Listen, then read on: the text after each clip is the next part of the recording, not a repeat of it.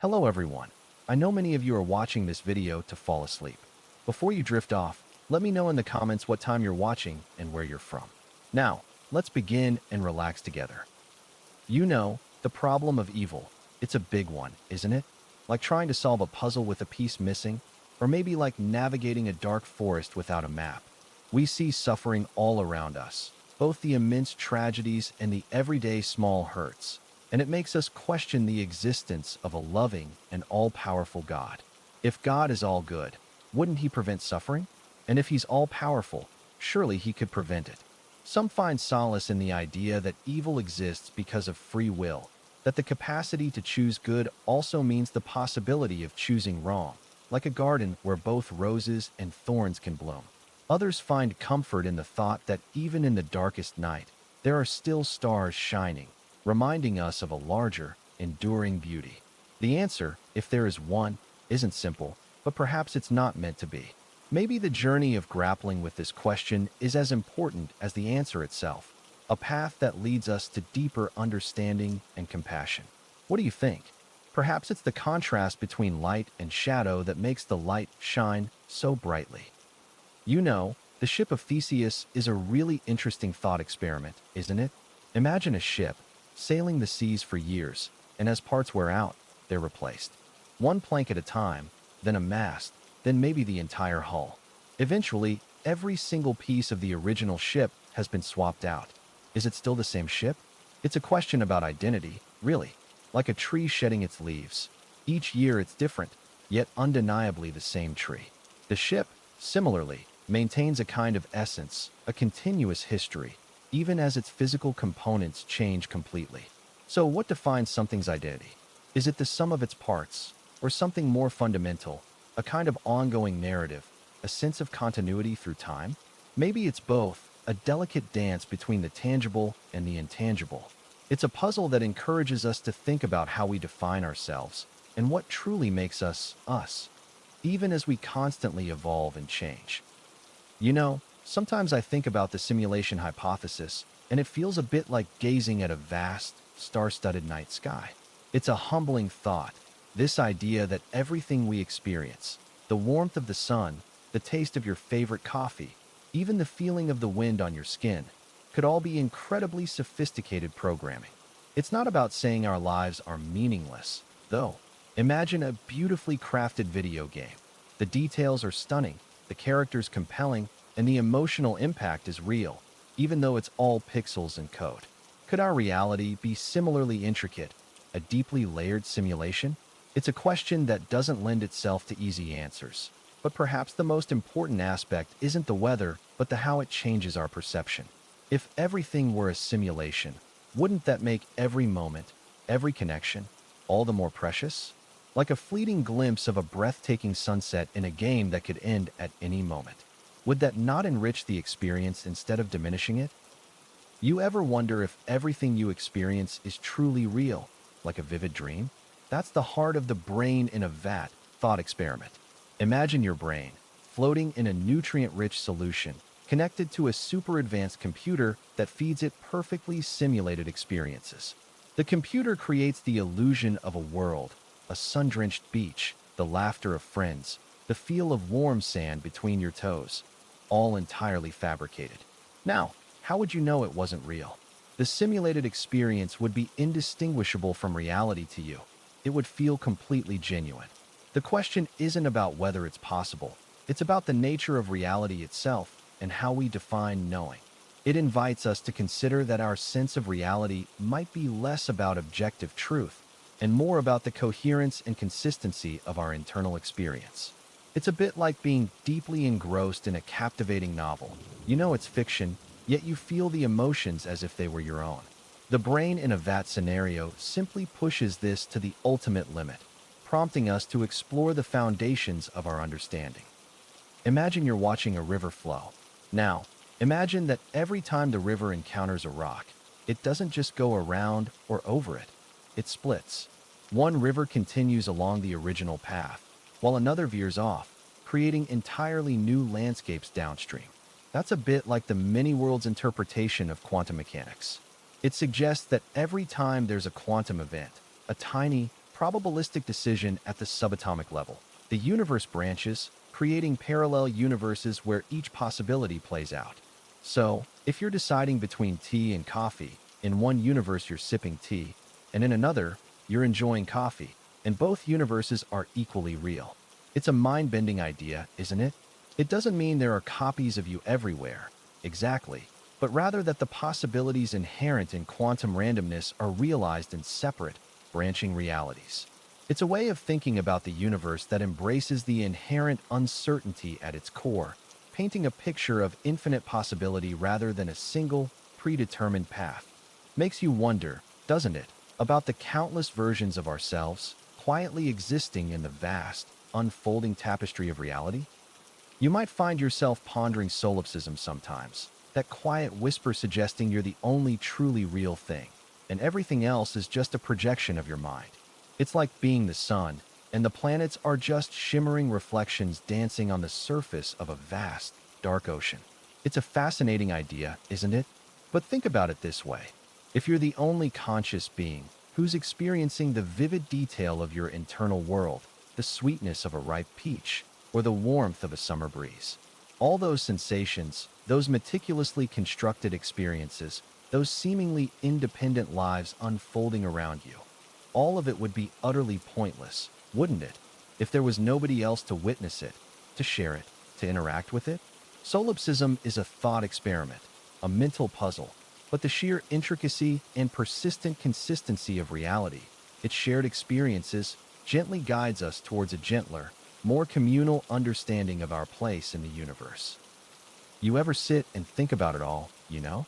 The sheer vastness of space, the intricate dance of atoms, and then us. Just here, on this tiny pale blue dot, fleeting moments strung together like beads on a fragile necklace. It can feel absurd, can't it? Like we're actors in a play with no script, stumbling through scenes we didn't write, towards a curtain call we don't fully understand. Think of a single grain of sand on a boundless beach. That's how we might seem in the grand scheme of things. But the absurdity isn't something to fear, it's a source of wonder, really. Because if there's no inherent meaning laid out for us, then the meaning we create, the connections we forge, the love we share, those become all the more precious. They become the script we write ourselves, the story we tell with our limited time. Isn't that, in its own way, beautiful? You know, sometimes it feels like we're all just tiny boats adrift on a vast ocean, the shore invisible, the stars distant and cold. That's a feeling a lot of people call existential dread, a quiet unease about the meaning of it all. It's that whisper in the back of your mind questioning why we're here, what our purpose is, if anything truly matters in the grand scheme of things. It's not a sign of weakness, it's a natural response to the sheer scale and mystery of existence. Think of it like staring up at a night sky filled with billions of stars. It can be both awe-inspiring and a little overwhelming, right? But here's the thing. While the vastness can feel daunting, it also makes the small things, the connections we make, the love we share, even more precious and meaningful. Those are the little lights we carry on our own boats, guiding us through the darkness. So, while the questions might linger, remember that the journey itself, with all its uncertainties, is what gives life its richness and depth. Does that make sense? You might find yourself staring at the vast night sky sometimes, feeling utterly insignificant against the backdrop of a universe so grand, and wonder, what's the point of all this? The meaninglessness of life, it seems, is a question that haunts many of us. It's like searching for a single grain of sand on a boundless beach. The sheer scale can feel overwhelming. But perhaps the beauty lies not in finding some preordained purpose, but in the freedom that comes with its absence. Think of a blank canvas, daunting, perhaps, but also brimming with infinite potential. Life, similarly, isn't a pre-written story. It's a story you get to write, page by page, with your choices, your experiences, your connections with others. Is there an inherent meaning woven into the fabric of existence? Maybe not, in a grand, cosmic sense. But the meaning we create, the love we share, the impact we have, these are the constellations we paint on our own canvas, giving light and shape to our individual journeys. And that, my friend, is a kind of meaning all its own. You might have heard the word nihilism. and it can sound a bit scary, like a dark, empty void. But think of it like this. Imagine a vast, starlit sky, incredibly beautiful, but also incredibly big and seemingly without a center, without a single guiding light. Nihilism, at its core, is simply the idea that life doesn't inherently have a preordained meaning or purpose. There's no cosmic script telling us what to do or why we're here. It's not about saying life is bad or meaningless, but rather that meaning isn't automatically given. It's something we create ourselves. For example, some might find meaning in their relationships, others in their work, others in creating art or contributing to their communities. The unsettling part, perhaps, is the freedom that comes with this realization, the freedom and the responsibility to define your own path, your own values, your own North Star in that expansive sky. So, what does that mean for you? How might understanding this absence of inherent meaning actually empower you to shape your own existence? You might be wondering about moral nihilism, this idea that there's no inherent right or wrong. It can feel unsettling, like looking out at a vast ocean with no fixed landmarks. Imagine a world without a compass, where every direction seems equally valid. That's the feeling some people get when contemplating moral nihilism. It's not necessarily about embracing chaos, though. Think of it more like questioning the map itself. Are the lines we've drawn truly reflective of the terrain? Maybe some of what we consider moral is simply a reflection of cultural norms, changing over time like the tides. Now, this doesn't mean we should throw all our values overboard. Instead, understanding moral nihilism allows us to look at our own belief systems with a fresh perspective, examine our motivations for judging actions as good or bad, and perhaps arrive at a more thoughtful, nuanced understanding of our own moral compass. What if, for example, our sense of fairness is built more on shared human experience than some objective moral law? Exploring that question is part of what moral nihilism invites us to do. You know, when we talk about ethical egoism, it's like looking at a single drop of water in a vast ocean. The idea is that each person should act in their own self-interest, that their well-being is the ultimate measure of morality. It sounds a bit selfish at first glance, doesn't it? Like everyone scrambling for the biggest piece of pie, ignoring everyone else entirely. But consider this. Is pursuing your own happiness always at odds with the happiness of others? Sometimes, acting in your best interests might actually benefit those around you. For example, imagine a doctor working tirelessly to perfect a new treatment, driven by a desire to advance their own career, perhaps, but also ultimately saving countless lives. That's a kind of self-interest that ripples outward, creating positive effects far beyond the initial intention. So, ethical egoism isn't necessarily about callous disregard for others. It's about understanding that each individual's journey towards their own fulfillment is a unique and complex tapestry, and where those tapestries overlap, unexpected harmony might bloom. The question becomes, then, how do we define self-interest in a way that fosters, rather than hinders, a flourishing society? You know, the trolley problem always gets me thinking. It's like this. A runaway trolley's heading straight for 5 people tied to the tracks, and you have the power to divert it onto a side track where only one person is tied up. A simple switch, a stark choice. It's not about right or wrong in a simple, black and white way, is it? It's more about the weight of consequence, the ripple effects of our decisions. Imagine the grief of those 5 families, a heavy tide pulling them under. But then, the single life lost. That's a profound loss too, a single candle extinguished in the night. The problem isn't just about numbers. It's about the inherent value of each life, the uniqueness of each individual story. What if, instead of strangers, it was a loved one versus 5 strangers? Does that shift the equation? It often does. It shows that the problem isn't really about logic. It's about how we grapple with the messy, deeply human reality of choice and its unbearable burden. You know, sometimes the most unsettling ideas are the ones that seem perfectly logical. The repugnant conclusion, for example, is a thought experiment in ethics that highlights a potential clash between our intuition and what pure reason might suggest. Imagine a world with a vast population, each person living a life that's barely above subsistence, a life that's not exactly happy, but not terribly unhappy either. Now, Imagine a slightly smaller population living lives filled with joy, creativity, and deep connection. Simple logic might suggest that it's better to have the larger number of people living those less fulfilling lives, just because there are more of them. It's like choosing between a small vase of beautiful flowers and a huge bucket of slightly wilted ones. Mathematically, more flowers exist in the bucket, but the beauty, the vibrancy, that's concentrated in the small vase. But that conclusion, that it's better to have more people living less fulfilling lives, feels profoundly wrong. It exposes a gap between our gut feeling about what constitutes a good life and a purely numerical approach to evaluating well-being. Doesn't that make you wonder about how we define better in the first place? It's a reminder that sometimes simple numbers can't capture the whole story. Sometimes the biggest questions are the quietest ones, the ones that ripple beneath the surface of everyday life. The non-identity problem is like that, a gentle wave of thought asking us to consider what it truly means to exist. Imagine you're planting a tree. Now, imagine that this tree grows into a magnificent oak, shading generations. Was it your action, the planting, that caused the oak to exist, or did something else, a complex web of sun, rain, and soil, all contribute to the ultimate outcome of that particular tree? The non-identity problem applies a similar lens to human existence.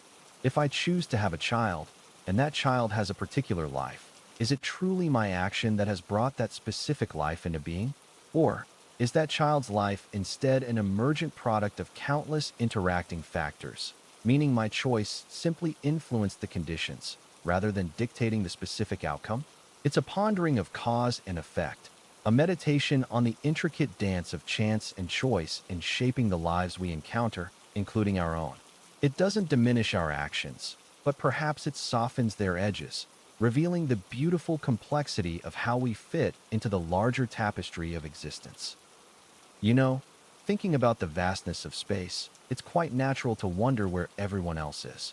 That's the Fermi paradox in a nutshell, the baffling contrast between the sheer probability of extraterrestrial life existing and the complete lack of any contact. Imagine a cosmic ocean, brimming with potential islands of life, yet we've found nothing but quiet waters so far. It's like searching for a specific grain of sand on a beach stretching endlessly.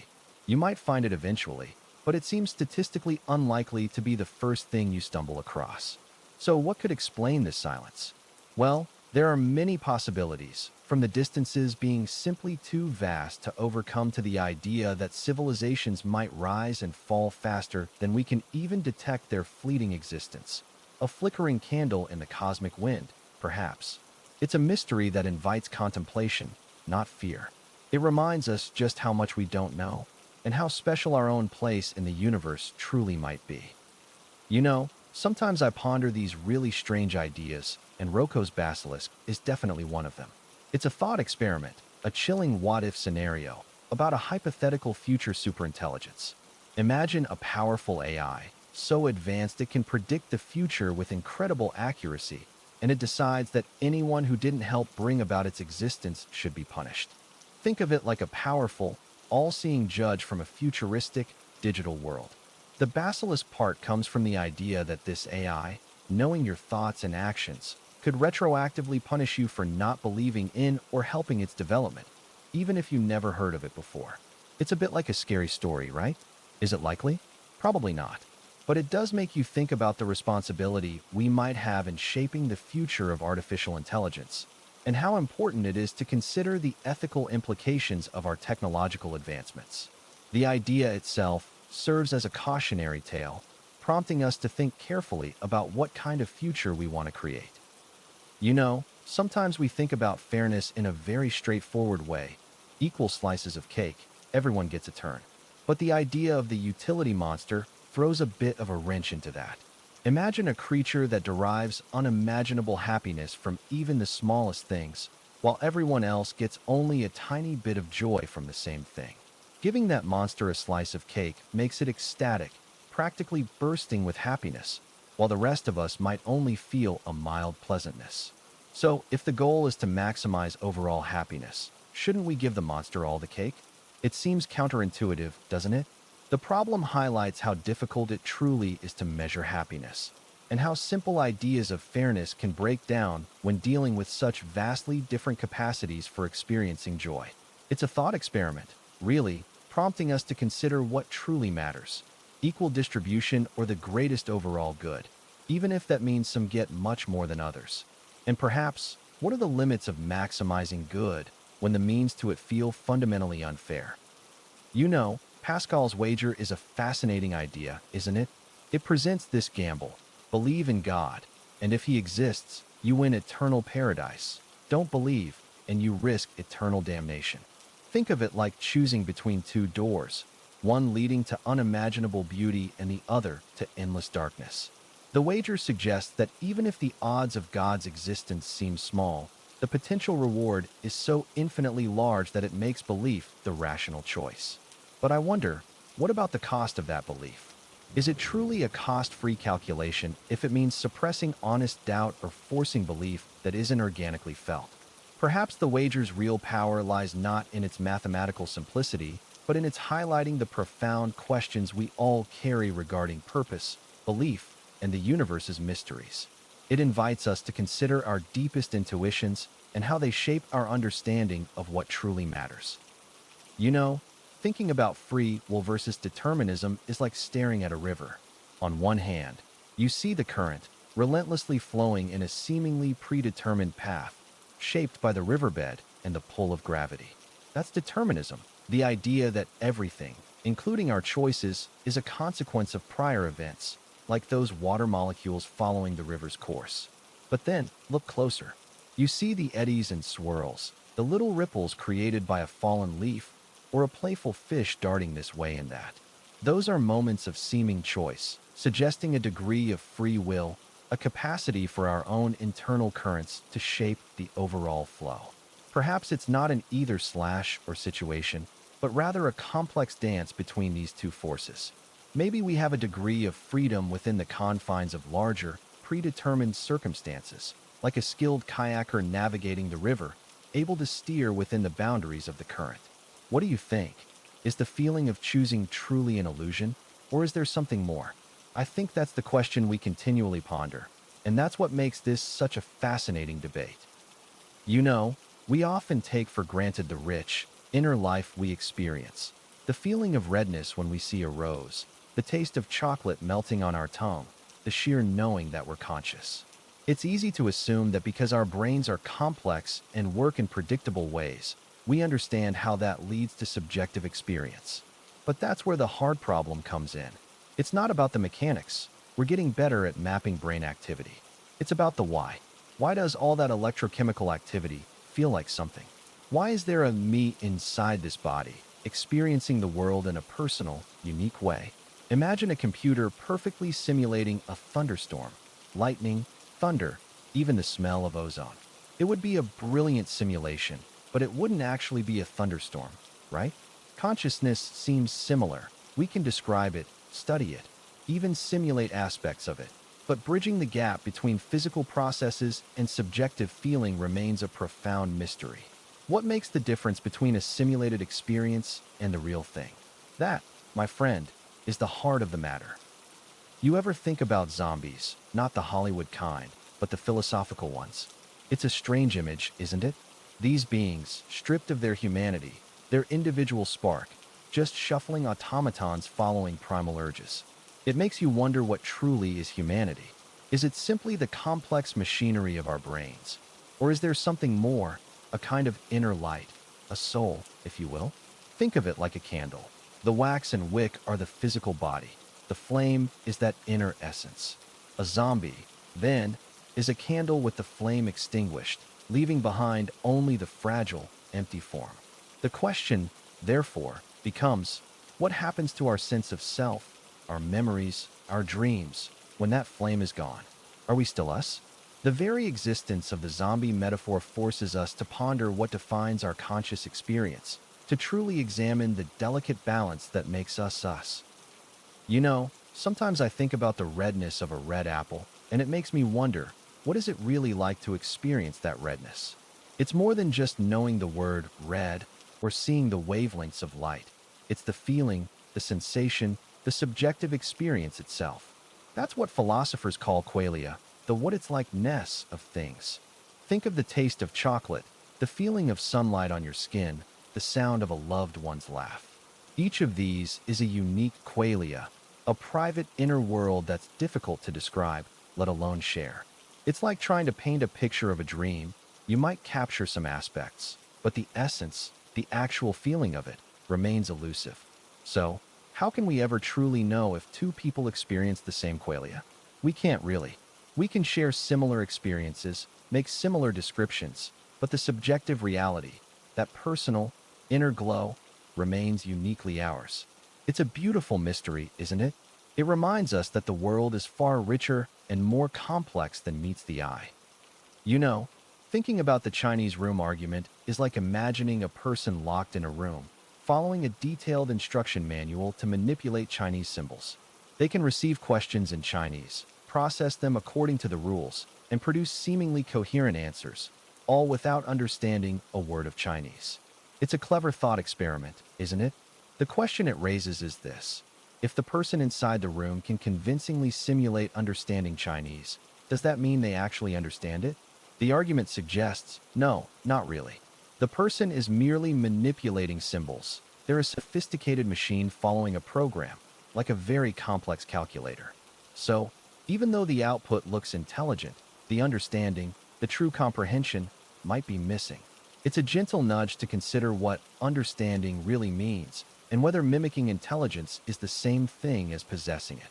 It makes you think, doesn't it? Imagine you're looking at a coin spinning in the air. Before it lands, it's both heads and tails simultaneously, right? That's kind of like the superposition in quantum mechanics. A tiny particle can exist in multiple states at once until we measure it. The measurement problem is simply this: what's the mysterious process that forces the particle to choose one state when we observe it? Does our act of looking actually cause the reality to solidify, like snapping a photograph of the spinning coin and freezing it in time? Or is the particle always in a definite state, and our measurement just reveals it?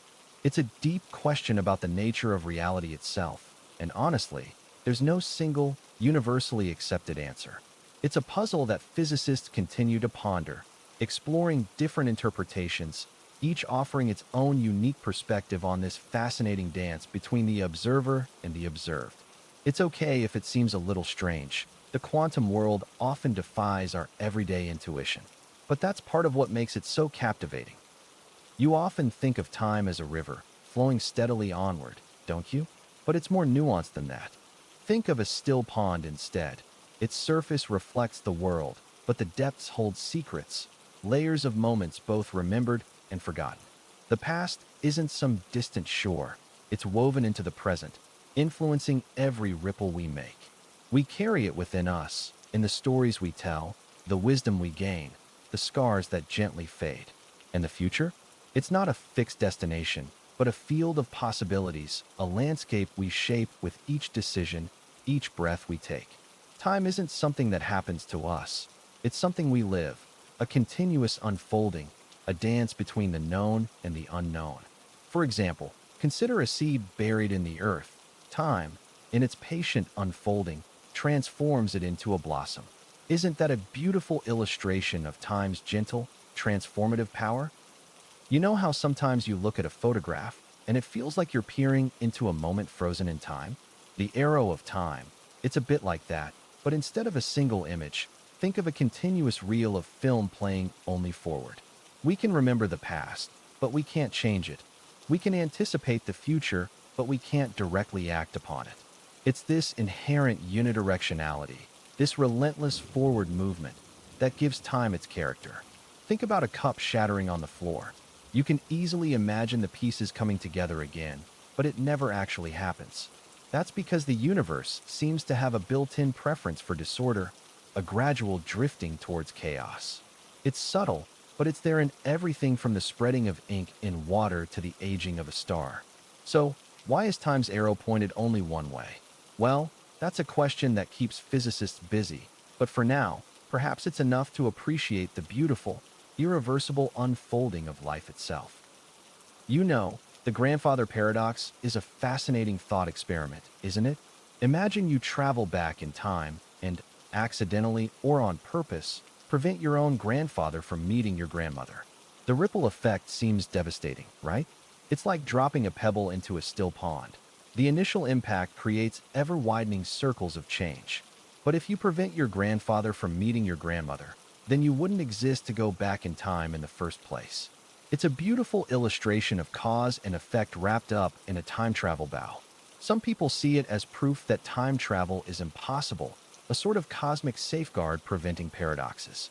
Others suggest it might lead to the creation of alternate timelines, branching realities where your actions create entirely new versions of history, like diverging rivers flowing from a single source. It all makes you wonder, doesn't it?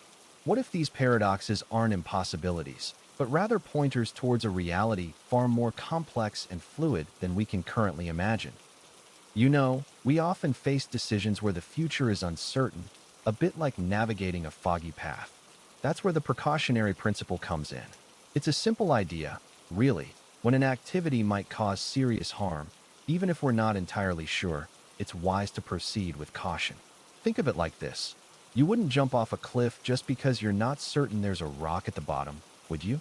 The precautionary principle suggests we should err on the side of safety, especially when dealing with things like environmental damage or public health.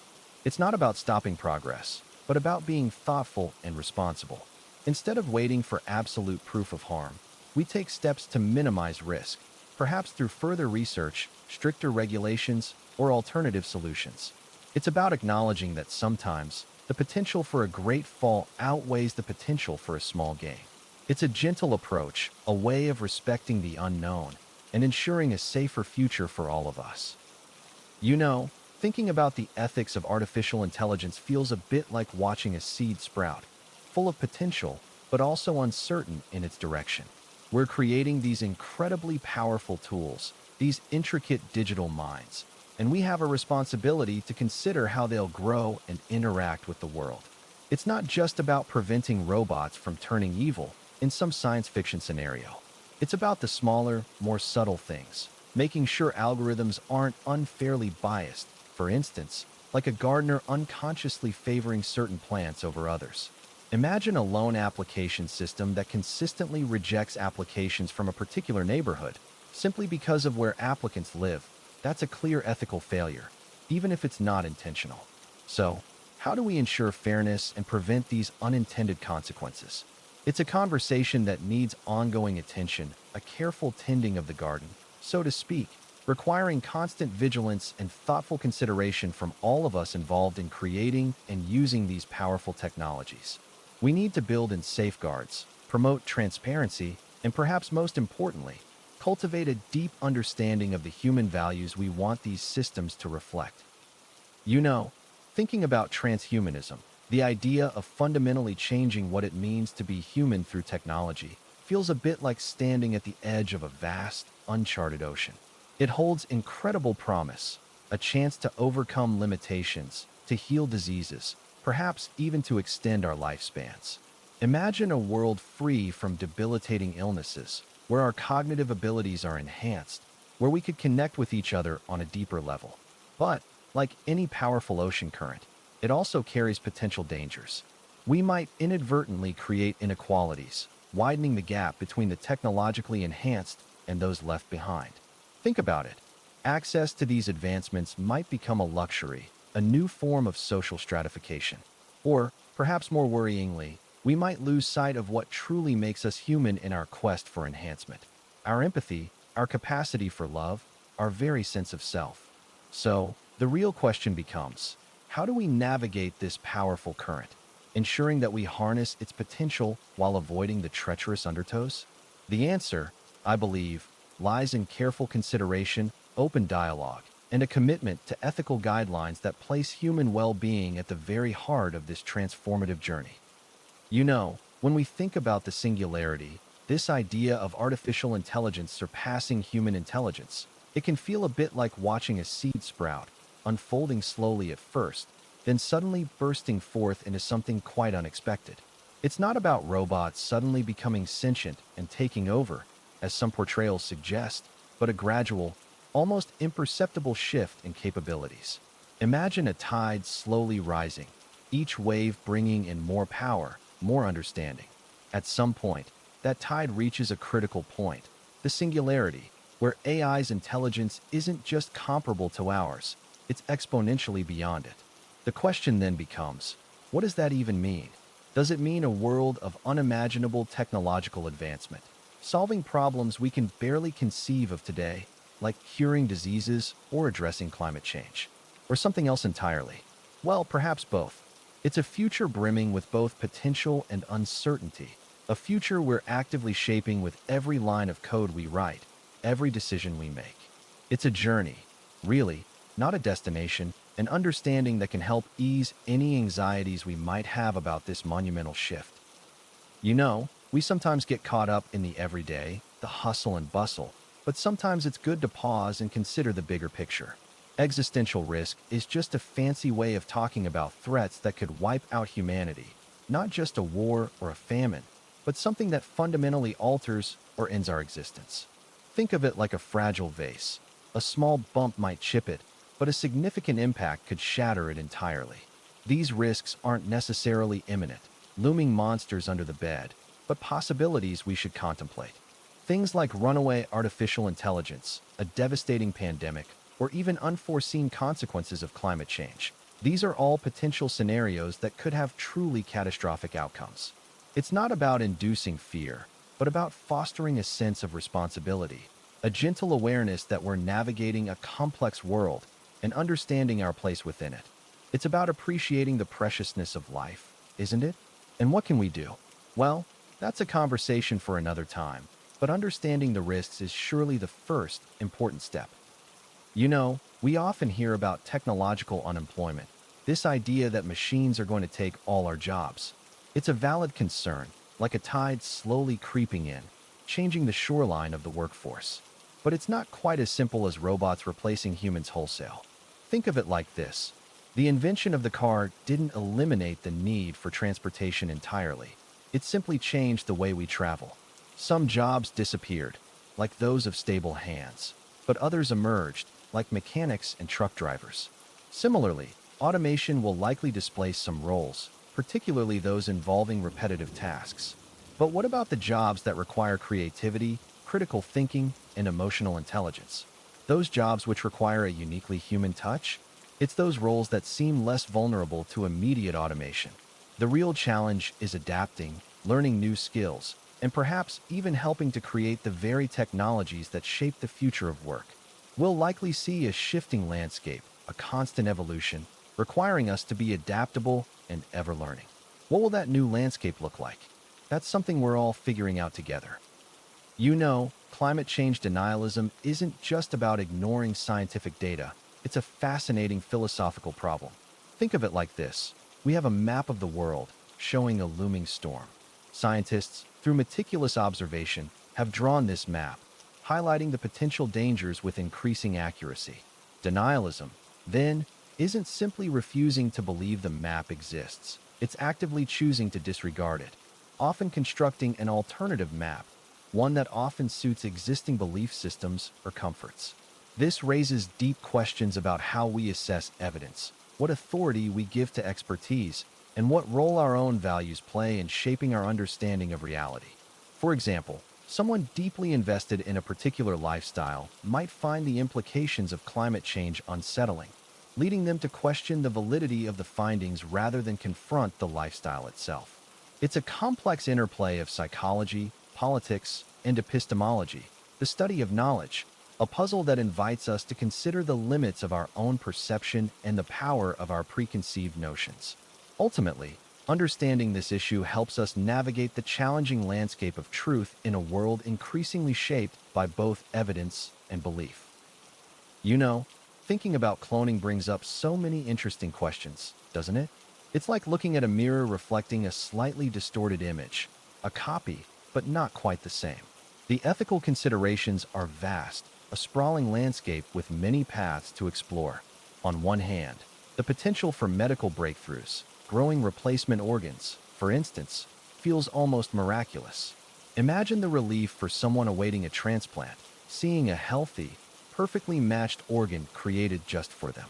But then, on the other hand, we have to consider the potential for misuse. Would we be creating spare parts for people, devaluing human life in the process? Or, more disturbingly, could this lead to a world where individuality is diminished, where people are manufactured rather than born? It's a delicate balance, isn't it? Like walking a tightrope, requiring careful consideration of both the incredible potential benefits and the significant ethical pitfalls. What truly matters in the end, I think, is the question of what it means to be human, and whether cloning would ultimately enhance or diminish that very essence. You know, thinking about genetic engineering feels a bit like looking at a powerful river. It has the potential to irrigate vast fields of progress. Imagine curing diseases before they even take root, or even enhancing human capabilities in ways we can only dream of. But just like a river, it can also be unpredictable and potentially destructive if not carefully managed. The ethical questions are many and complex. For instance, is it right to alter the genetic makeup of a future child to prevent a disease, even if that means potentially changing other unforeseen characteristics?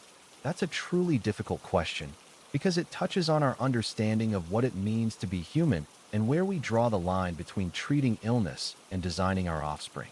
Ultimately, genetic engineering offers us incredible possibilities, but it demands a thoughtful, cautious approach, one where we consider not just the potential benefits, but also the potential for unintended consequences, ensuring that this powerful river flows responsibly, enriching life rather than threatening it. You know, thinking about enhancement technologies, things like gene editing or cognitive implants, feels a bit like standing at the edge of a vast, uncharted ocean. On one hand, the potential benefits shimmer before us, a world where diseases are eradicated, where our minds are sharper, where physical limitations fade into the background. It's tempting to dive in headfirst, isn't it? But then, there's the undertow. We need to consider the ethical currents, the potential for unforeseen consequences.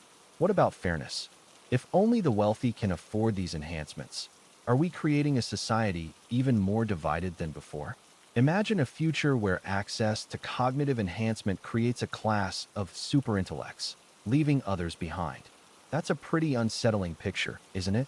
So, the real question isn't if we should develop these technologies, but how we do it responsibly, ensuring equitable access and careful consideration of the long-term impact on humanity as a whole, a slow, deliberate exploration rather than a reckless plunge into the deep. You know, when we think about post-humanism, it's not about robots taking over, but more about gently shifting our understanding of what it means to be human. Imagine the human experience as a river, always flowing, always changing. Post-humanism acknowledges that this river isn't confined to its banks. It spills over, interacts with the surrounding landscape, incorporates new tributaries of technology, nature, and even artificial intelligence. It asks, what happens when those boundaries blur? For example, think about prosthetic limbs. Are they extensions of our bodies or something separate? Posthumanism suggests they are part of an evolving, interwoven human experience, challenging the traditional idea of a fixed, singular definition of humanity. It's a way of looking at ourselves and our world with a broader, more inclusive perspective, recognizing that we're not just biological entities, but complex beings intertwined with our creations and the environment around us. It's a peaceful way to contemplate our place in the vast, ever-changing river of existence. You know, imagine a world where death isn't the final chapter, but simply a turning of the page. The end of death, the idea itself feels vast and almost unimaginable, doesn't it? It throws everything we take for granted, everything woven into the fabric of our understanding, into sharp relief. Think about our relationships. If grief is no longer the inevitable counterpart to love, how would we experience connection? Would it be diluted, or perhaps deepened by the understanding of continued presence, however transformed? The pressure to achieve, to make the most of our finite time, might also ease, allowing for a gentler, less frantic pace of life. But then, what about the implications for societal structures? Would overpopulation become a concern? Or would we evolve new ways of balancing growth and resources, guided by a more expansive understanding of existence? It's a fascinating, even awe-inspiring thought experiment, leading us to ponder not only the nature of life, but also the very definition of what it means to be human. Ultimately, the end of death isn't just about extending life. It's about reimagining the entirety of our human experience. We often think of ourselves as fixed things, like a statue on a pedestal. But what if, instead, we're more like a river, constantly flowing, changing course, sometimes a gentle stream, sometimes a rushing torrent? The self, then, isn't a single, unchanging entity, but rather the story we tell ourselves about our journey through life. It's a narrative woven from memories, experiences, and the choices we make. The calm, still pools reflecting moments of peace, and the swirling rapids representing times of challenge and growth. Each experience adds a new chapter, shaping the overall story. Think about a significant turning point in your life, maybe a moment of profound loss or unexpected joy. How did that event alter the course of your river, changing its direction or deepening its flow? It's in the retelling and reevaluation of these chapters that we truly understand ourselves, not as a static image, but as a dynamic, ever-evolving narrative. It's funny to think about, isn't it? We go through life assuming everyone else experiences the world in much the same way we do, feeling joy, sadness, anger. But how can we truly know? It's like looking at a beautifully lit painting. You see the colors, the brushstrokes, you might even sense the artist's intent, but you can't actually step inside the canvas and experience it from the painter's perspective. That's the problem of other minds. We can observe behavior, hear words, see expressions, but the inner world of someone else's thoughts and feelings remains a private, unseen landscape. We build bridges of empathy and understanding, based on shared experiences and similar reactions, but there's always a subtle gap, a quiet mystery. For instance, if your friend smiles, you assume happiness. But could they be masking sadness or anxiety? Maybe that smile is merely a social convention, not a window into their true feelings. The uncertainty, though, doesn't diminish our connections. It simply invites us to be more gentle, more patient, and more mindful in how we interact with one another. You know, Thinking about cultural relativism is like looking at a vast, colorful tapestry. Each thread represents a different culture, with its own unique patterns, textures, and colors. Cultural relativism simply suggests that we should try to understand these threads within their own context, rather than judging them against the standards of our own particular thread. It's not about saying everything is equally good or bad.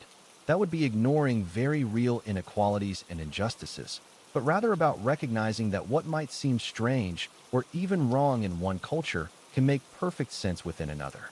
Think about something like food.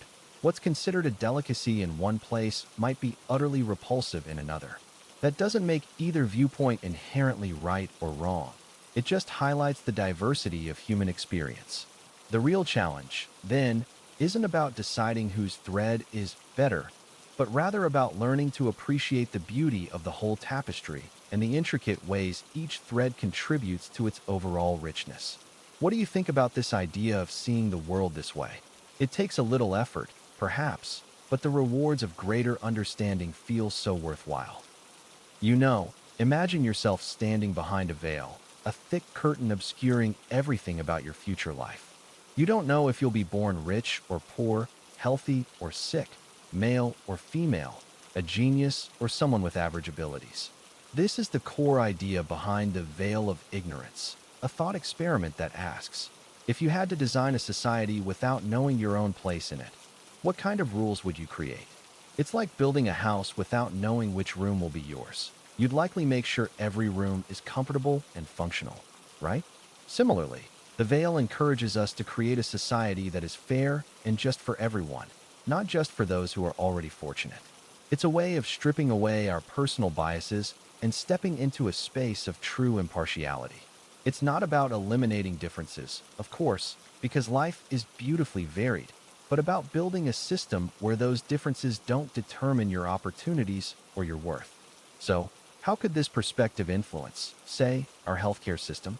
A society designed from behind that veil might prioritize universal access, ensuring everyone has a fair chance at a healthy life, regardless of their starting point. When we think about justice, it's easy to get caught up in the specifics, the laws, the punishments, the courtrooms. But at its heart, Justice as fairness is about something much simpler, a kind of level playing field. Imagine a perfectly balanced scale. For it to work, each side needs to hold an equal weight. In a just society, that's how it should feel. Everyone gets a fair chance, regardless of their background or circumstances. It's not about everyone getting the same thing. That's impossible. But about ensuring everyone has an equal opportunity to reach their full potential, and that everyone is treated with respect and dignity. Think about it. What if access to education or health care was unequally distributed? Would that feel fair? No, because fairness, fundamentally, means making sure the essential building blocks of a good life are accessible to everyone, giving everyone a chance to flourish like seedlings getting the same sunlight and water. It's about creating a society where everyone can stand tall, knowing they are treated with the respect they deserve. Imagine you're designing a society from scratch, but you don't know where you'll end up in it. Rich or poor, powerful or powerless. That's the core idea behind Rawls' theory of justice. He suggests that the fairest rules are those we'd choose if we were behind a veil of ignorance, unable to see our future place in society. Think of it like picking teams for a game blindfolded. You'd want rules that are fair to everyone, because you might end up on any team. This original position, as Rawls calls it, leads to two key principles. First, everyone deserves basic liberties, like freedom of speech and assembly. These are fundamental to a just society and can't be traded away. Second, inequalities are acceptable only if they benefit the least advantaged members of society. Think of it like a rising tide lifting all boats, even the smallest ones. So, if some people get richer, it should ultimately improve the lives of those who are struggling. It's a way of thinking about fairness that prioritizes the well-being of everyone, especially the most vulnerable.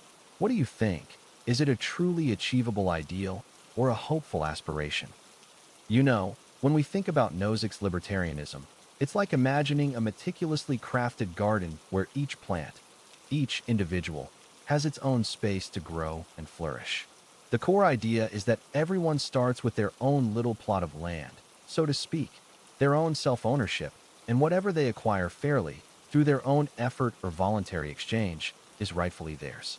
Nozick believed the government shouldn't interfere with this natural growth, acting only to protect these individual plots from theft or encroachment. Think of it like a gardener ensuring no one steals plants or tramples the flowers, not dictating what should be grown where, but simply protecting the garden's integrity. Now, you might ask, what about people who start with less fertile land? Are they condemned to smaller harvests? That's a valid point, and a complex one within the theory. Nozick didn't ignore these inequalities, but focused on the justice of the process of acquisition, rather than striving for an equal outcome. It's a fascinating concept, isn't it? This balancing act between individual liberty and the challenges of a just society? You know, thinking about the ethics of war feels like trying to untangle a terribly knotted rope, complex, messy, and with no easy solutions.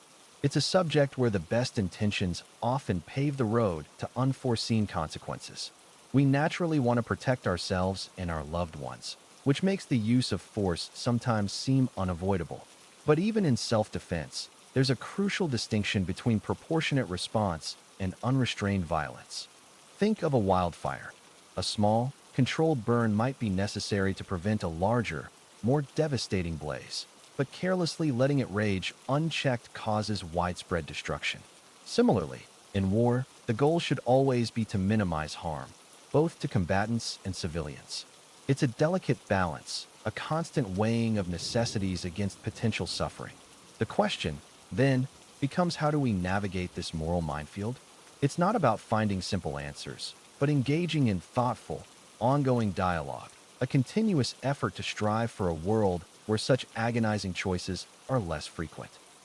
You know, when we think about war, it's easy to get caught up in the chaos and the suffering. But there's a long-standing attempt to bring some order, some ethical framework, to the discussion. That's where just war theory comes in. Imagine it like a set of carefully considered guidelines, attempting to sift the wheat from the chaff, to discern when resorting to violence might, tragically, be the least bad option. It's not about condoning war, but about exploring the conditions under which it might, perhaps, be justifiable. Think of it like this. Is it ever right to use force, even if it means causing harm? The theory suggests that a war could be considered just only if certain criteria are met. Things like having a just cause, a legitimate authority declaring the war, employing proportionate force, and making every effort to minimize civilian harm.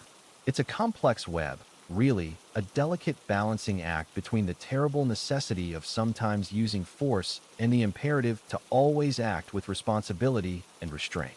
And ultimately, even with these guidelines, the path to peace remains a long and winding one.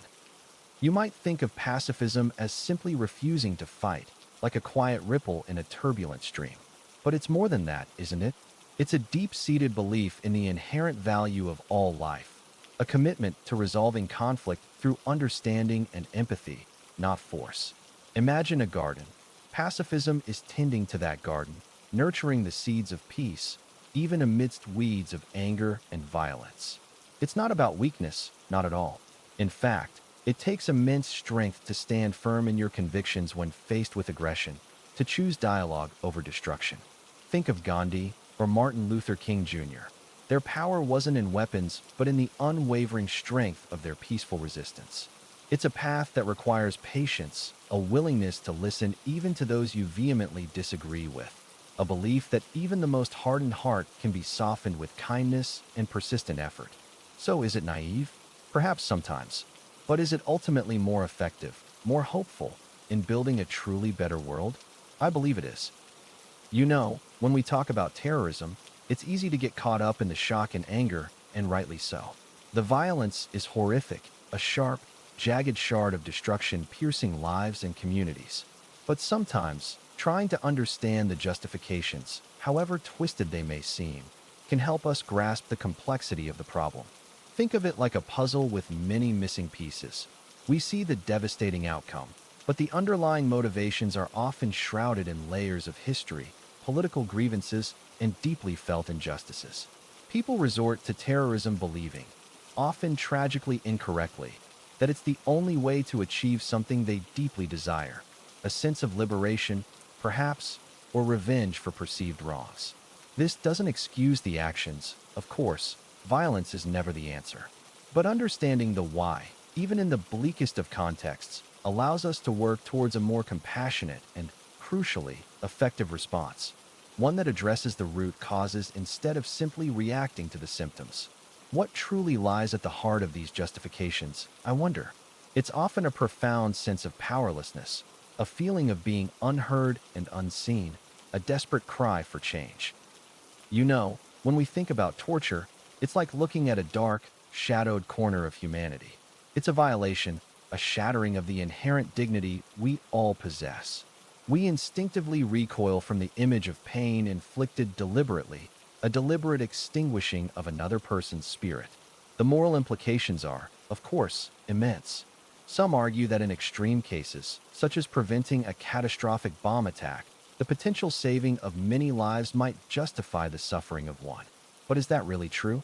Can we, in good conscience, trade one human life for another, even if that life is used as a means of preventing great loss? It's a difficult question, a moral tightrope walk with no easy answers. The very act of inflicting torture not only harms the victim physically and psychologically, but also risks corroding the moral fabric of the society that employs it. It sets a precedent, a dangerous slide down a slippery slope where the very concepts of justice and humanity become blurred and distorted. We are left to grapple with the weight of this shadow and to find ways, however challenging, to build a world where such horrors are unthinkable. When we talk about capital punishment, it feels like we're navigating a really murky swamp. It's a question of weighing immense things against each other: the value of a human life, the concept of justice, the potential for error in our systems. Think of it like a delicate scale. On one side, the irreversible act of taking a life, and on the other, the desire for retribution, the hope that removing a dangerous individual prevents future harm. But that scale isn't always perfectly balanced, is it? We've seen cases where people have been wrongly convicted, and the possibility of executing an innocent person casts a long, chilling shadow over the entire process. It raises questions about the very nature of our justice system and whether we are truly capable of dispensing perfect justice. Ultimately, it's a conversation about forgiveness, redemption, and whether the state should hold the ultimate power over life and death. For me, the weight of those considerations feels almost unbearable, and I wonder if there aren't other, less final ways to address profound societal wrongs. The ethics of abortion are a really complex tapestry, aren't they?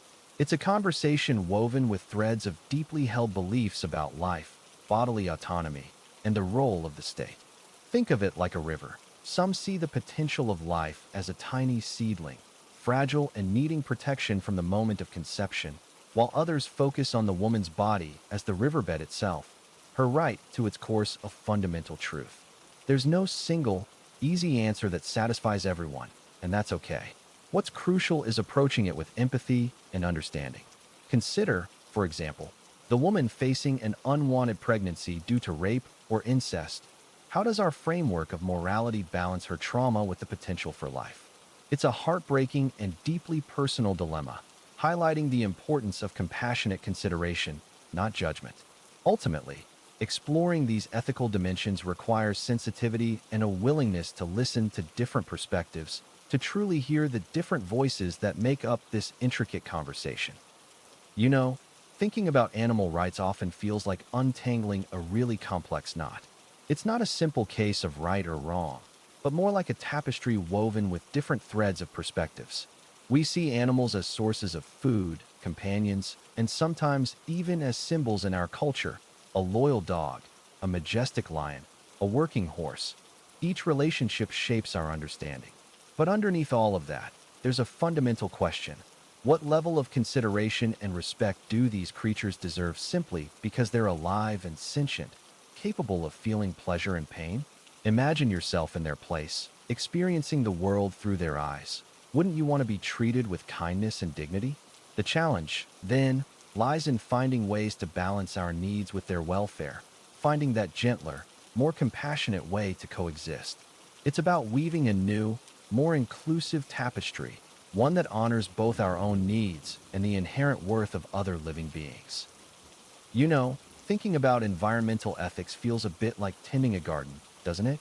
We're all responsible for the health of this planet, this incredible, intricate ecosystem that sustains us. It's not just about recycling or planting trees, though those things are important. It's about recognizing that we're all interconnected, that the well-being of the forests and oceans, the animals, and the air we breathe directly impacts our own well-being. Imagine a river slowly choked with plastic. That's not just a problem for the fish, it's a problem for us, too. Environmental ethics asks us to consider the consequences of our actions, to think beyond our immediate needs and desires, and to act with compassion for all living things and future generations. It's about asking ourselves, what kind of world do I want to leave behind? And then acting on that answer, step by gentle step, making small, sustainable choices that ripple outward, creating a healthier, more vibrant world for everyone. Thinking about genetically modified foods is like looking at a vast, intricate garden. We've always tinkered with nature, selecting the biggest fruits, the strongest plants. It's just that now we're doing it with a more precise tool. The ethics, then, become a question of balance. On one hand, we have the potential to create crops that are more resistant to disease, need less water, or even provide extra nutrients to fight malnutrition. Think of it as giving nature a little helpful nudge. But on the other hand, there are concerns. What are the long-term effects on the environment? Could altering one part of the ecosystem have unforeseen consequences, like ripples spreading across a pond? And how do we ensure these powerful technologies are used fairly, and not just to benefit large corporations at the expense of smaller farmers or those who can least afford the new products? It's a complex garden, isn't it? One that requires careful tending and a lot of thoughtful consideration before we decide which seeds to plant. Sometimes we get so caught up in the doing that we forget the why. Intentionality, at its heart, is about that why. It's the compass guiding our actions. Think of it like planting a seed. You don't just toss it randomly into the ground and hope for the best. You choose the spot, prepare the soil, and nurture it with care. That careful preparation, that mindful choosing, is intentionality. It's not just about what you do, but why you do it and the conscious energy you put into it. For example, imagine sending an email. A quick, impulsive email sent in frustration is different from a carefully worded one, written with the intention of resolving a misunderstanding. The difference lies entirely in the conscious choice behind the action. It's about bringing awareness to our actions and aligning them with our values and goals. It's about cultivating a sense of purpose in our everyday lives. And that's a truly beautiful thing, wouldn't you agree? You know, thinking about artificial consciousness feels a bit like watching a seed sprout. We're still in the early stages, seeing the first tentative green shoots emerge from the soil. We've created incredibly complex systems, capable of mimicking aspects of human intelligence, learning, problem solving, even creativity in certain limited contexts. But true consciousness, that's the elusive flower, yet to fully bloom. It's not just about processing information rapidly. It's about experiencing it, having subjective feelings, inner lives, a sense of self. Imagine a computer perfectly replicating a sunset. It could analyze the colors, the light, the way the clouds shift, but does it feel the beauty, the tranquility, the way a human might? That's the crucial distinction. We're still far from understanding the nature of consciousness itself, let alone replicating it artificially. The journey is fascinating, though, and the potential, both wonderful and unsettling, is immense. What if we could understand the very essence of what it means to be alive through the lens of a carefully crafted machine? You know, thinking about language is like gazing at a vast, shimmering ocean. It's this incredible system we use to connect, to share our inner worlds. But it's also so much more than just words on a page or sounds in the air. It's a living thing, constantly evolving, adapting, and reflecting the cultures and experiences of those who use it. Think about how a simple word like home can evoke such different images: a cozy cabin in the woods, a bustling city apartment, or a childhood memory. That's the magic of it, really. The same sounds, arranged differently, create entirely different landscapes in our minds. Language is a tool, yes, but it's also a mirror reflecting our collective understanding of the world, and a lens through which we shape and interpret our own realities. So, what is its ultimate purpose? I believe it's to foster connection, to bridge the gaps between our individual experiences and create a shared sense of understanding, a sort of collective consciousness built on the foundation of words. You know, we often take language for granted, like the air we breathe. But think about it. The words we use, the way we structure our sentences, it all shapes how we see the world. That's the essence of the Sapir-Whorf hypothesis, a fascinating idea suggesting that language doesn't just describe reality, it actually creates it. Imagine looking at a sunset. Your experience of it will be subtly colored by the words you have available to describe it. Do you have a word for that specific shade of orange? A phrase to capture the feeling of quiet awe? The hypothesis proposes that the richness and precision of your language directly influence how deeply you can appreciate and understand that sunset. So, if a culture lacks words to describe complex emotions, might their understanding of those emotions be somehow different or limited? It's a complex question, and the answer isn't a simple yes or no. But exploring this idea opens up a beautiful space for reflection on the power of language and its deep connection to our very understanding of existence. You know, thinking about the philosophy of science is like gazing at a vast, star-studded sky. We see these brilliant constellations of scientific knowledge, gravity, evolution, the structure of the atom, but what holds it all together? It's not just about the facts themselves, but how we arrive at them. Philosophy of science explores the very nature of scientific inquiry, how we build our theories, test them against the world, and decide what counts as good evidence. Think about it. Is science a steady climb up a mountain of truth, a gradual process of refinement, or maybe more like a meandering river, constantly shifting its course? There are different schools of thought on this, some emphasizing the role of observation, others focusing on the importance of theory and the creative leaps needed for scientific advancement. Ultimately, it's about understanding the human process behind the impressive achievements of science, acknowledging both its power and its limitations, recognizing that even the most well-established theories remain open to revision as we learn and understand more. What do you think shapes scientific progress more? The pursuit of objective truth or the needs and biases of the scientists themselves? It's a complex interplay, wouldn't you agree? When we think about science, we often assume that the things scientists describe, electrons, gravity, even the expanding universe, are really there, existing independently of us. That's scientific realism. The idea that our best scientific theories accurately reflect the world as it fundamentally is, like a map closely matching its terrain. But then there's scientific anti-realism, which suggests that maybe our theories are just useful tools, good for predicting things, but not necessarily mirroring an underlying reality. Imagine two different maps of the same city. One might be incredibly detailed and accurate, while the other is simpler, maybe only showing major roads.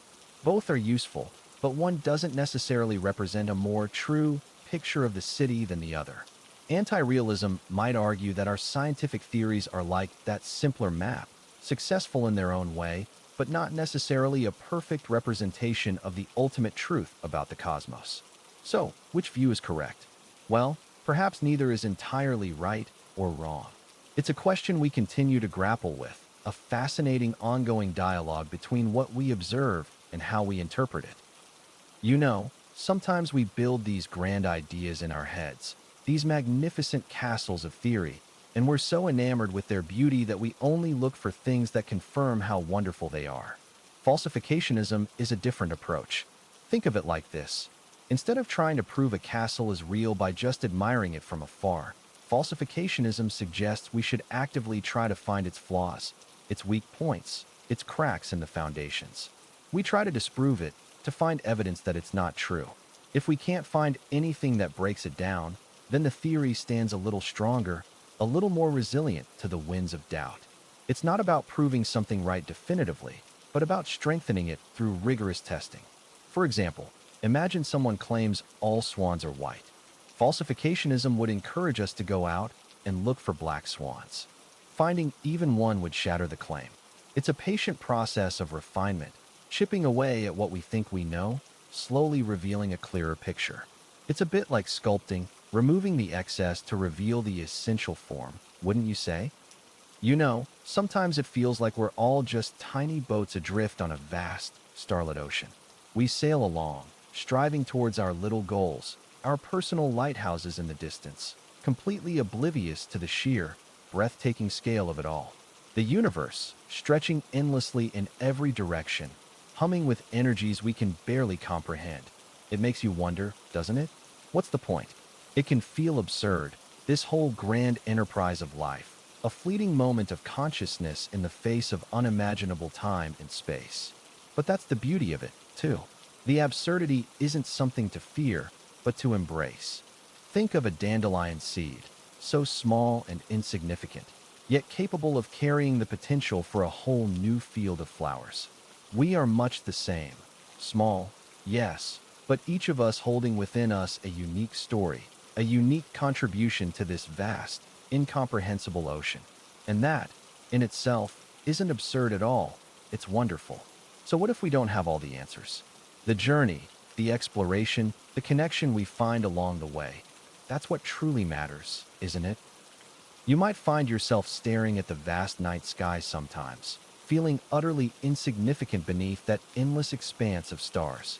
It's a natural human response to wonder about our place in a universe that seems so indifferent to our existence. A feeling that touches on nihilism, the idea that life is inherently without meaning. And it's okay to feel that way. It's a reflection of the sheer scale of things, like a tiny pebble contemplating the ocean. But think of it this way. The ocean's vastness doesn't negate the beauty of a single wave or the unique story of the seagull riding its crest. Similarly, the apparent meaninglessness of the universe doesn't diminish the significance of our individual experiences, our relationships, our capacity for love, joy, and sorrow. The universe might be a blank canvas, but we get to paint our own pictures on it. Isn't that, in a way, a kind of meaning itself? Thinking about death, it can feel like staring into a vast, dark ocean. It's a natural part of life, like the changing of seasons, the ebb and flow of the tide. We're all born into this world, and just as surely, we'll all leave it. It's not a question of if, but when, and that when is unique to each of us, a singular and precious journey. Imagine a candle flame. It burns brightly for a time, casting its light before eventually fading. That doesn't diminish the beauty of the light it gave while it lasted. Our lives are much the same. Each one shines with its own unique brilliance. Sometimes we fear the darkness that follows, but think of it this way. It's not an ending, but a transition, a quiet merging back into the larger whole. Perhaps the fear isn't of death itself, but the unfinished business we might leave behind. So, how do we find peace with this inevitability? By cherishing every moment, embracing the love and connections we have, and living a life that reflects the beauty and wonder we find within ourselves and the world around us. You know, the problem of suffering is one of those big questions that keeps us awake at night sometimes, a shadowy figure lurking at the edge of our contentment. It's like trying to understand a vast, dark ocean. We can see the surface, the waves, the occasional sunbeam breaking through, but the depths remain mysterious. We experience suffering in countless ways, from the small pinpricks of daily frustration to the overwhelming grief of loss. Why is there so much pain in the world? It's a natural question to ask, and honestly, there isn't one simple answer. Think of it like a tapestry, woven with threads of both joy and sorrow, light and shadow.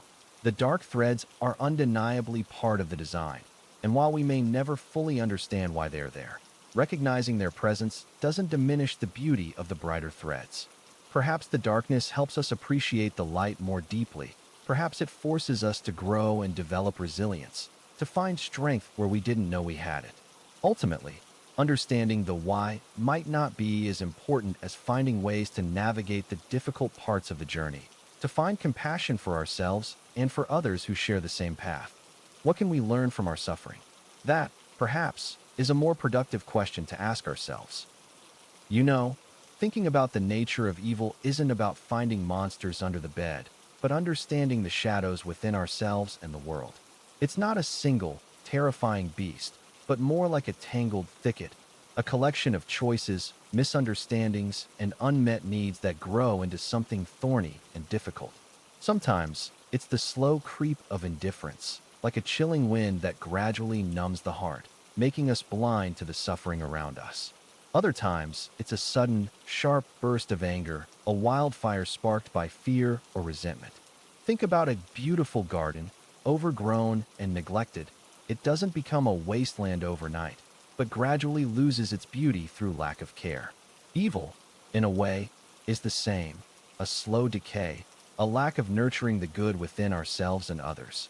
So, the question becomes, how do we cultivate the garden of our own hearts, tending to the seeds of compassion and understanding before the weeds of negativity take root?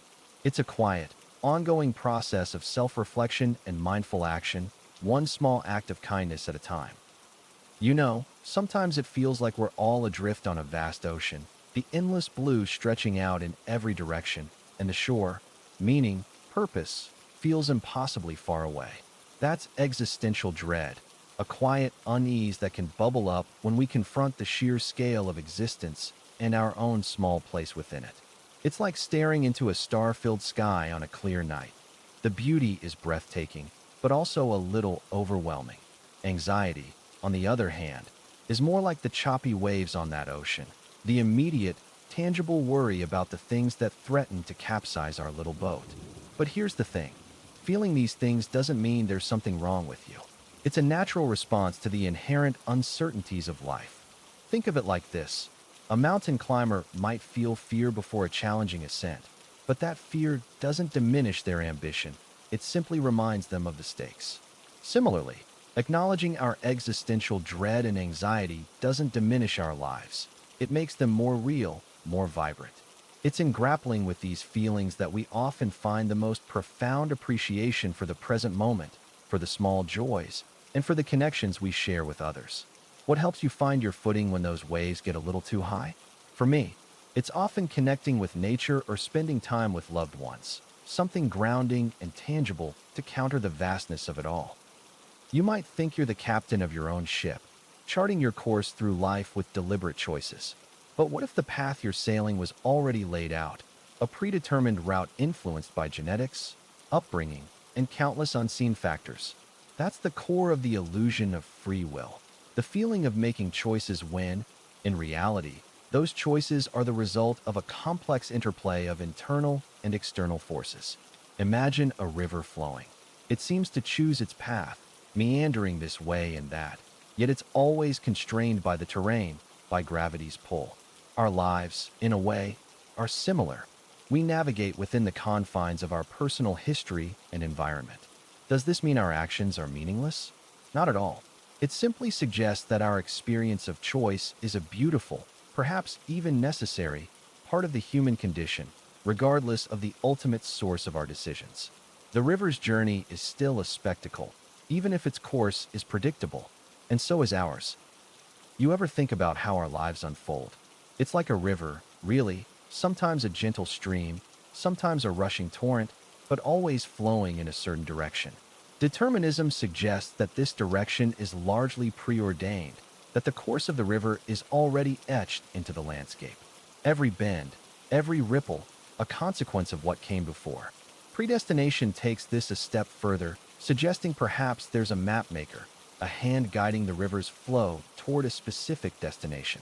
Now, you might ask, if everything's predetermined, what's the point of our choices?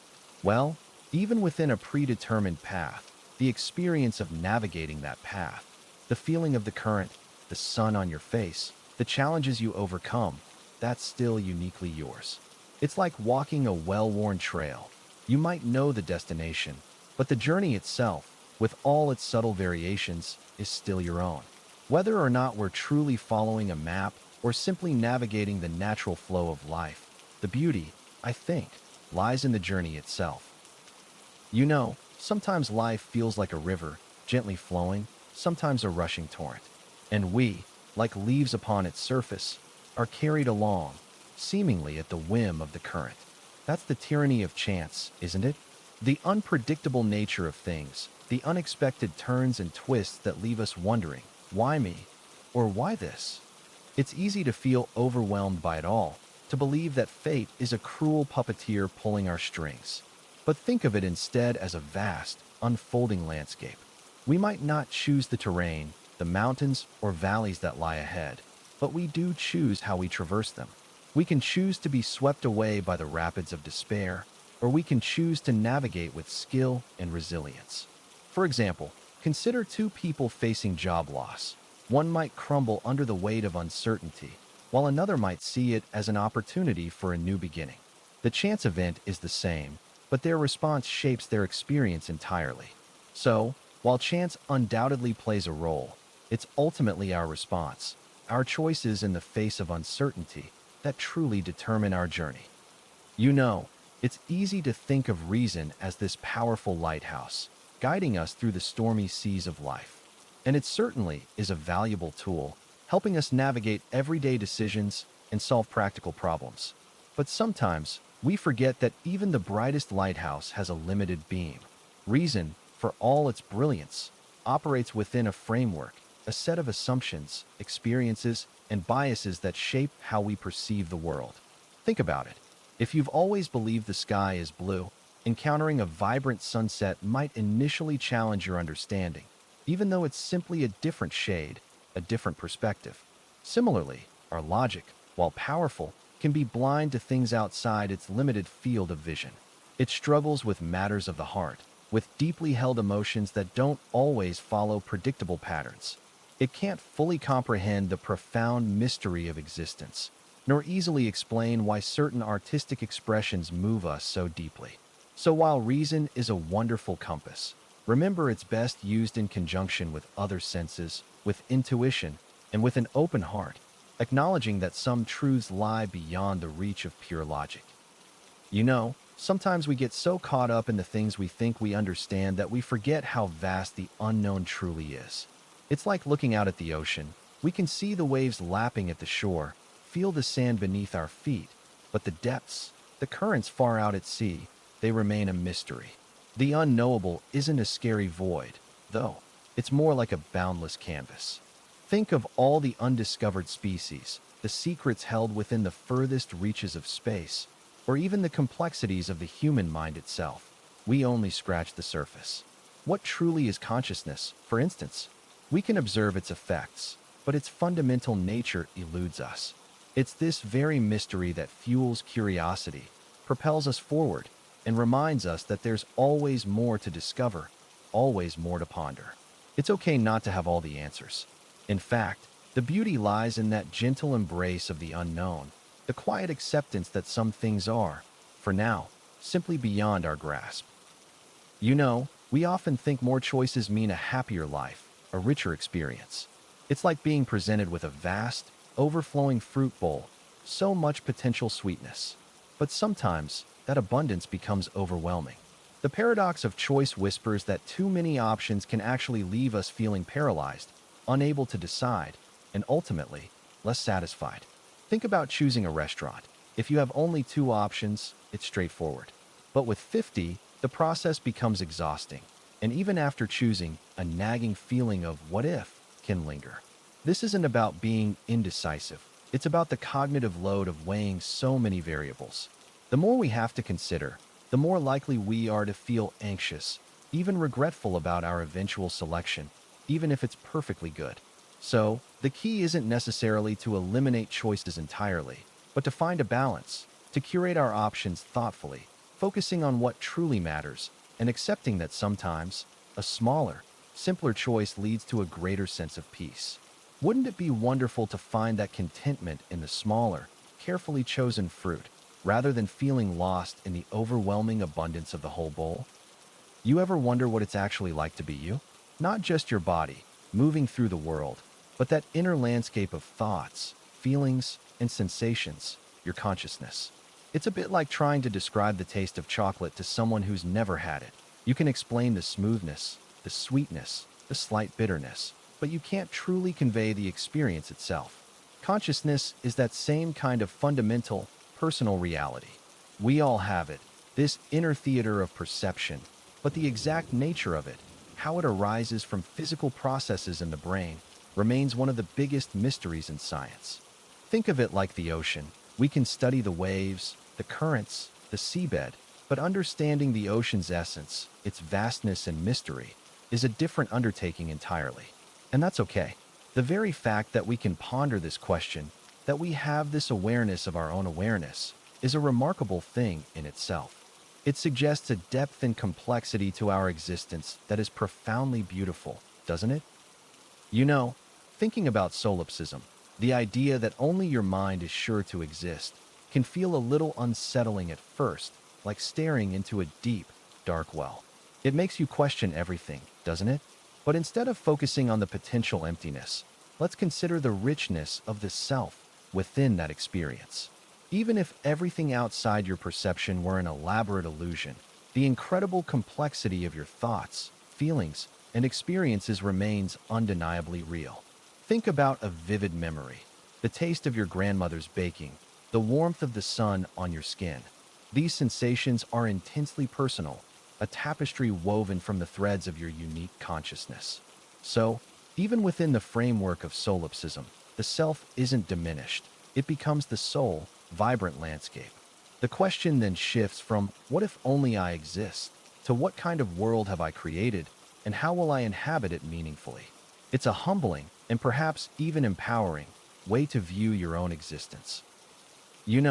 We often take for granted that other people have inner lives as rich and complex as our own. We see them smile, frown, speak, and act, and we assume there's a whole world of thoughts and feelings behind those outward expressions. But think about it.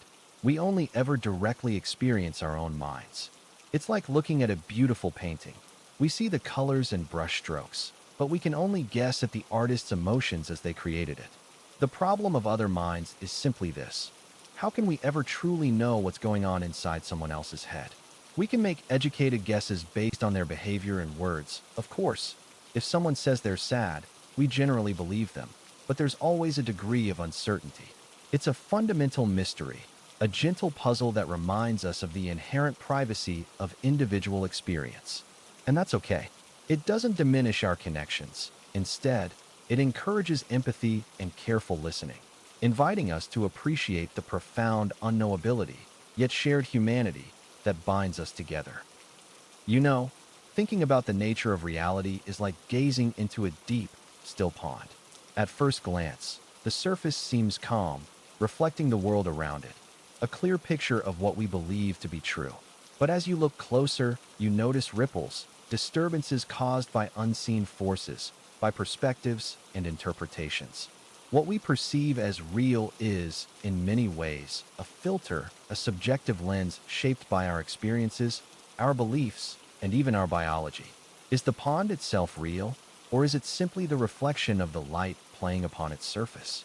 Perhaps both, in a way. It's the interaction of light, water, and the observer that creates the reality we experience. The truth, then, might not be a single, fixed point, but rather a tapestry woven from countless threads of perception, each individual's experience contributing a unique hue to the overall pattern. It's a mystery, yes, but a comforting one, reminding us that our personal reality, though unique, is still part of something larger and far more intricate than we could ever fully grasp. Content generation failed for skepticism and doubt. You know, it's fascinating to think about the edges of what we can know. It's like looking out at the ocean on a misty day. The horizon seems clear enough, but the further you gaze, the more it blurs, the less distinct things become. We can learn so much, build incredible understanding, and unravel the mysteries of the universe, piece by piece. But there's always a vast, unexplored expanse beyond our current reach.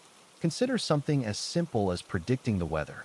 We have sophisticated models, yet a sudden storm can still surprise us. That's because there's always more to the puzzle than we can grasp at any one time. Too many variables, too many subtle interactions. And beyond the observable universe, beyond what our instruments can detect, lies a realm of unknowable. It's not about admitting defeat, but about accepting the inherent limitations of our perspective. It's in embracing this mystery, this beautiful unknown, that we truly appreciate the vastness of what there is to discover. What, after all, would be the point of discovery if there was nothing left to find? ChatGPT said, "You ever pause for a moment and wonder what it all really means?" When people speak of nihilism, they often imagine a cold and empty philosophy, as if life were stripped of every color. But think of it another way, like standing in front of a blank canvas. If nothing is painted on it yet, does that mean it's worthless? Or could it mean you're free to choose any shade you like? The idea that life has no inherent meaning can feel unsettling, almost like floating without an anchor in deep water. Yet at the same time, it opens a gentle door. If nothing is written, then you hold the pen. Imagine walking into a garden where no flowers have been planted. Would you sit down in despair, or would you start planting seeds of your own choosing? That's the secret hidden inside the unsettling thought.